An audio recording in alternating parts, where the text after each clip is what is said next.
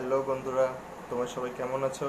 আশা করি দুর্দান্ত রয়েছো এবং ভালো রয়েছো, সুস্থ রয়েছো। তা পাপ্পু ক্রিয়েটিভ চ্যানেলে তোমাদের সবাইকে স্বাগত। আজকের বিষয়বস্তু হচ্ছে ওয়ার্লি আর্ট।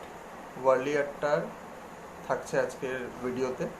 তা আমি আজকে ওয়ার্লি আর্টের মধ্যে ওয়ার্লি আর্টের অ্যানিম্যাল ক্যারেক্টারগুলোকে কীভাবে সহজ পদ্ধতিতে করা যায় সেগুলো তোমাদের সাথে শেয়ার করব।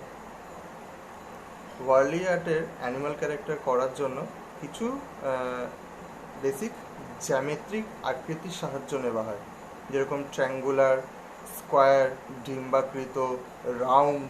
হ্যাঁ, এইসব আকৃতিগুলো দিয়ে তোমার অ্যানিম্যাল ক্যারেক্টারগুলো কিংবা পশু পাখি এইসবকে তৈরি করা যায়। যেরকম ময়ূর হোক, হাতি হোক, ঘোড়া হোক, গরু হোক, এগুলোকে তৈরি করা যায়।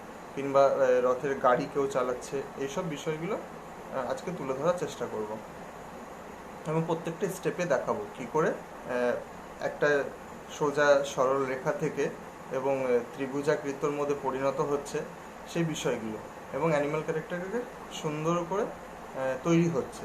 তো এই বিষয় নিয়ে আজকে তোমাদের সঙ্গে আলোচনা করব এই ভিডিওটাতে।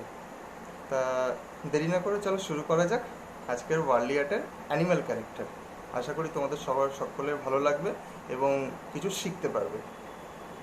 যারা যারা নতুন আছো আমার চ্যানেলে, তারা যদি এখনও পর্যন্ত আমার চ্যানেলটিকে সাবস্ক্রাইব না করে থাকো, অবশ্যই সাবস্ক্রাইব করো এবং নিচে লাল বেল আইকনটাকে অবশ্যই প্রেস করো, যাতে আমার নতুন কোনো ভিডিও আপলোড করলে তার নোটিফিকেশানগুলো তোমরা সবার প্রথমে পেয়ে যাও। তা চলো শুরু করা যাক।